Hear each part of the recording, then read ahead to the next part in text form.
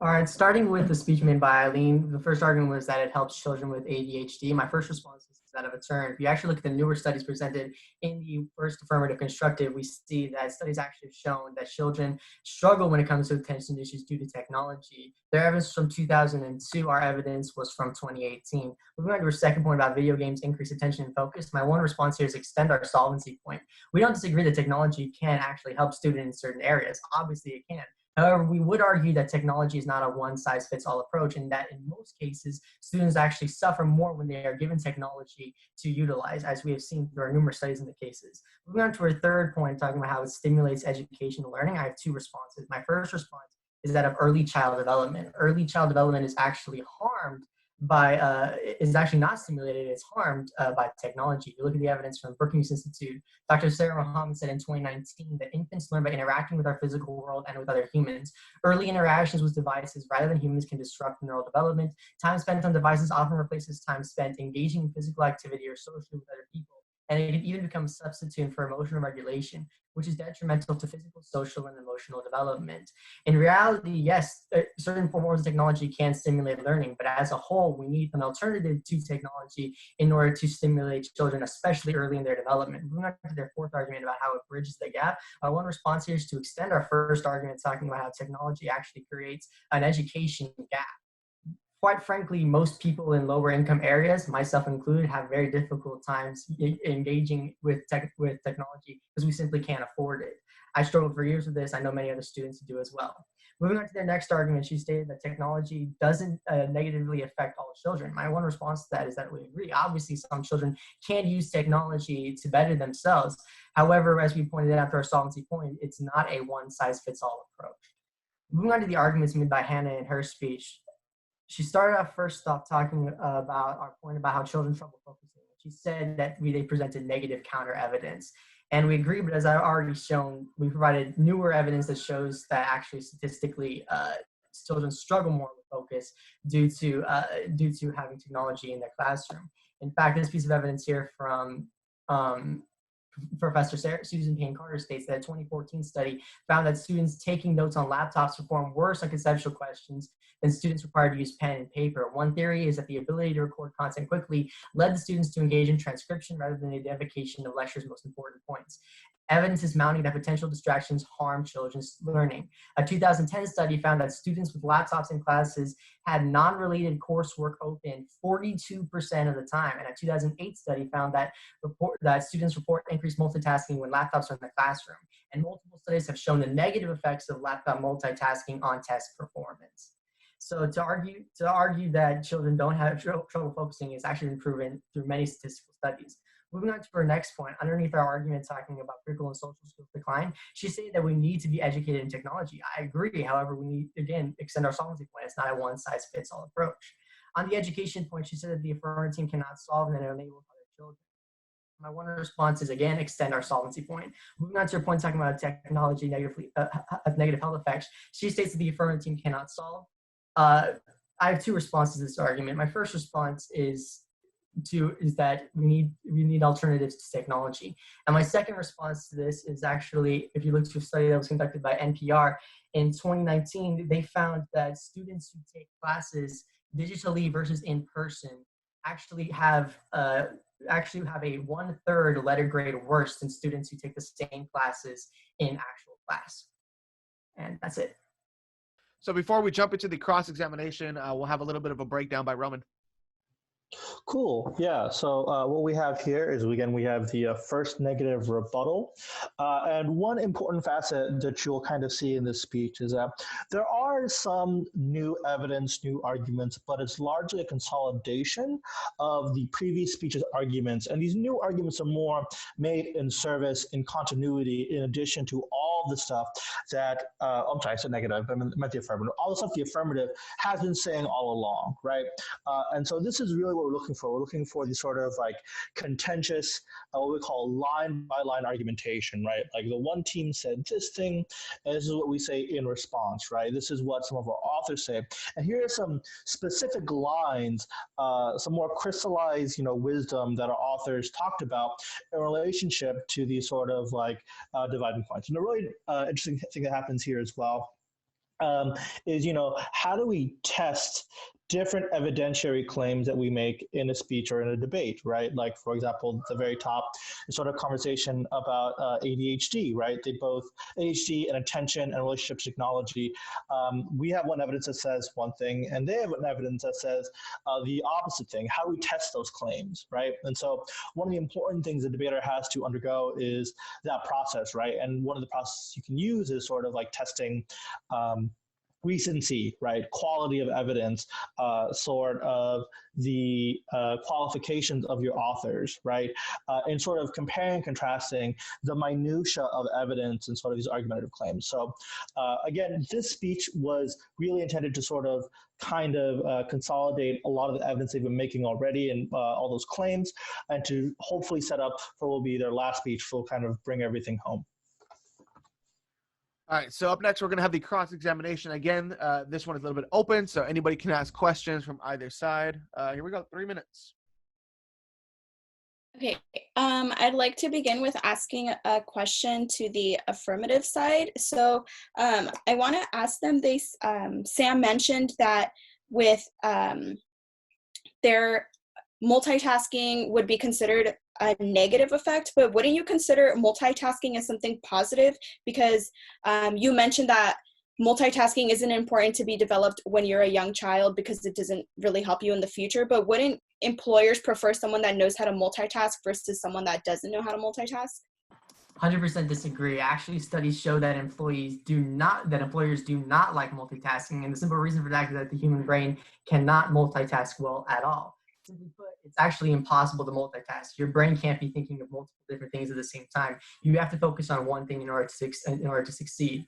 And if you see from the studies that was presented in my speech and numerous other studies, you will see that people actually struggle when they attempt to do multiple things at the same time, which is why employers tend to divide the work up between multiple employees. Okay, thank you. Well, a question for the affirmative as well.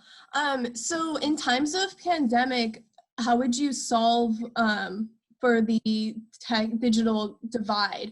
Like, would you want kids to go to school and get sick and possibly die from something like COVID-19? Or would you want to just like cancel school altogether and make them not go to school for the rest of the semester and totally stunt their educational growth? The negative team is trying to box us into this corner where they say that either you want no technology or all technology. And that's simply not the case. As we've stated numerous times throughout our speeches, we agree that technology can be useful and is necessary. However, we are talking about educational development, and we state that technology in its current use is oftentimes harmful versus beneficial.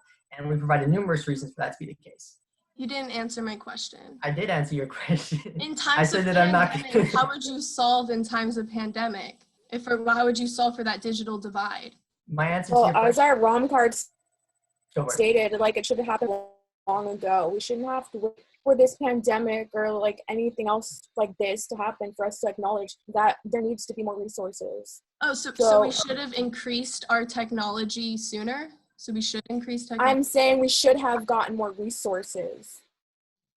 We should have had these resources because we have like so many that don't have access to Wi-Fi or laptops or computers. So it would be a good thing. We should get those resources to give laptops and everything to everybody then. Okay, we're not saying that technology is bad if we see that our solvency card, that engaging in active game training would be beneficial for their educational development. I have a question for the negative. Hannah, you said in your speech that students go into school and they just sit around for 8 hours. You were homeschooled though, correct? I was. So you're presenting information about a class that you never actually attended?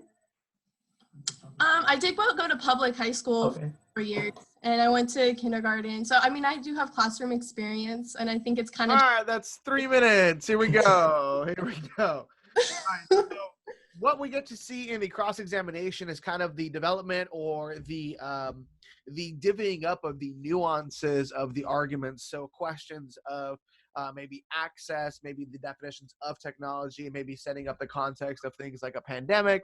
What do we do in those different situations? I think that some of the things that both Sam and Hannah do is kind of set up different worlds right? Because we have the affirmative world, we have the negative world, and we begin to compare those two things. So the last two speeches that are going to happen are between the affirmative and the negative of Jen and Evan. So Jen is the first or the affirmative closing statement. Okay, so we're just going to wrap everything up right now. First, technology leads to loss of focus. That was our first claim. And children often get distracted with social media and other platforms when they should be engaging in their schoolwork and studying. And this leads to our solvency, which I'll get to in a minute.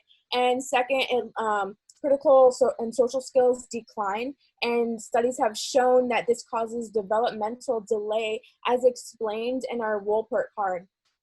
And three, the educational gap. This is big because the NEG doesn't understand the real meaning of access. So I'm going to define that a little bit for them.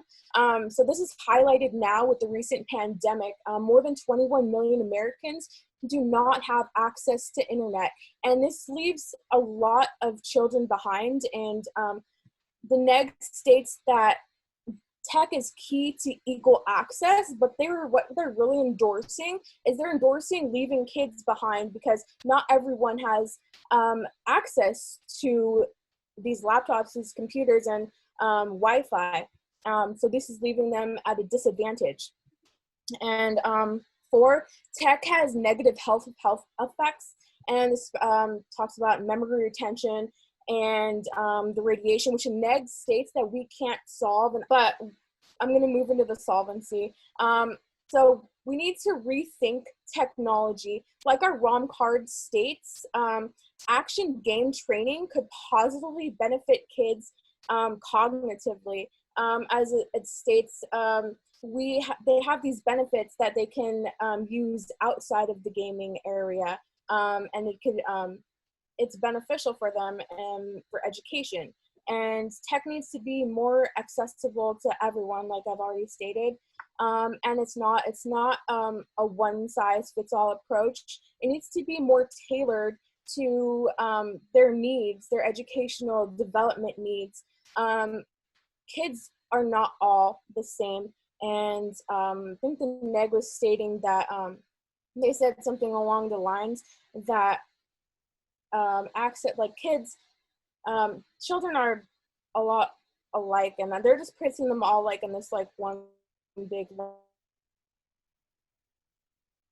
It's not true. We have to tailor their needs. And who are the sick kids? They talk about the sick kids, and I want to know what that means. What are the sick kids? There are already people who have like developmental issues, and they can't access this kind of tech, and we need to get it more tailored to their needs and be more resourceful with them. And the double bind that she was talking about, that tech enables some children to get an education who would otherwise be unable to. Like I stated before, that leads up again to the access part of it, because not all the children have access. And I think that the NEG doesn't understand that what the AF does, it does take a step in the right direction, because we need to be asking these questions, and we just can't wait for this pandemic or another disaster to come around to be like, oh crap, like we need these resources for kids. And that's all. All right, so again, that was going to be the closing statements from the affirmative. So in any debate or any argument or any sort of disagreement, eventually someone has to come to a decision of what the right answer is, right? And that is the purpose behind any closing statement, particularly this one, right? And in these sort of closing statements, what you don't see a lot of new evidence. You don't see new points or new arguments, because you've already made all the arguments you want, right? Now it's sort of crystallizing and making decisions about, as a debater strategically, what are the best arguments that I can make to win this round, right? And so sort of what you see is not reversing previous choices about argumentation, but selecting the most prominent, the most strategic, or the most convincing or persuasive arguments that are available within my repertoire of arguments I've made already, right? These are the arguments that I think are most persuasive. So I'm going to invest most of my time in these and use these to explain why perhaps they are better, more persuasive than other arguments. Now, another interesting thing we see in this speech, we'll see in a lot of debates, is that both teams claim that their position is more advantageous for access, right? And the sort of nebulous term access is interesting because, in a sense, both teams can be correct in different ways. And so how do I, as an external person to this debate, decide which is the more meaningful approach to access, right? And this is something that this speech starts to get into in terms of what does access mean, how you should evaluate it, and what does that mean for how you decide about which side has a more persuasive position. This is called framing or framework, right? It forces us to think in a certain way or to reevaluate how we think about the question of access. Because again, both teams have a position on access that they equally discuss or talk about, but how do I, as a person, come to a decision about what that really means in terms of how I decide or vote or judge the particular debate? And so, yeah, with that, we will go into the next speech. Okay, so tech helps attention and focus when it is integrated into the classroom because this allows students to be more interested in more engaging content. In the rebuttals, the affirmative argues that children struggle with technology and are more easily lose their attention. But this Zoo O2 evidence shows exactly when children aren't able to focus in class, they are more likely to be affected by these strategies used to engage them through tech. Our argument for access is the opportunity or right to use something. We're going to argue that the administrators using the technology in their school districts and inside the classroom to pinpoint which students are losing their focus is the students' access to the means and byproducts of what technology has allowed them to accomplish. Our University of Arkansas evidence found that even 1 hour of video games increased performance on certain visual activity tests, and these same subjects had increased brain activity associated with attention than those who did not play video games. In that same realm, our Lindsay 19 evidence shows that critical thinking and social skills do not decline when children have this technology, regardless of if it's in classroom, in physical form, or as an administrator holding that tech. This overarching goal of, or this view of technology in the classroom shows that tech has allowed people to grasp these complex concepts and to be better able to, address the same sort of educational divides that are existing in existing classrooms and proposed classrooms within this debate. Another point is children must be educated in technology, as technology has become so ingrained in our society and economy, so much so that technology has helped improve communication skills, and it does improve the eligibility in professional environments. So not only does the ability to multitask, but also the ability to effectively communicate better chances for being eligible for their job, future jobs. On the point of health, this was not addressed by the affirmative side. And this shows that basically technology allows students to have a more active lifestyle, reducing their risks for diseases. And the app didn't argue the point that they cannot solve for this digital divide. In the times of pandemics, either they are going to argue that kids should go to school and risk getting sick, or they should not go to school altogether, not use technology, so everyone can lose out. The only way to actually solve for this educational divide is to endorse technology in the classroom and developing greater means of integrating further technology to solve for these divides. Educational learning and development is traditionally a one-size-fits-all approach. the technology is used in the status quo, technology that has been used in the status quo has already proven to increase graduation rates.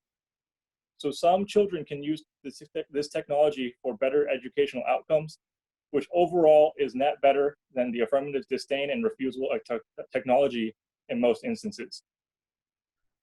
Was that the end? Okay, cool. Just making sure that was the end. All right, so that was the negative closing statement from Evan. As we saw that the final kind of culmination of the negative is taking apart some of the planned parts of the affirmative and saying that, well, on the one hand, this could happen and that could be bad, and on the other, this could happen, that could also be bad. And that there's actually maybe a third option, which is the negative.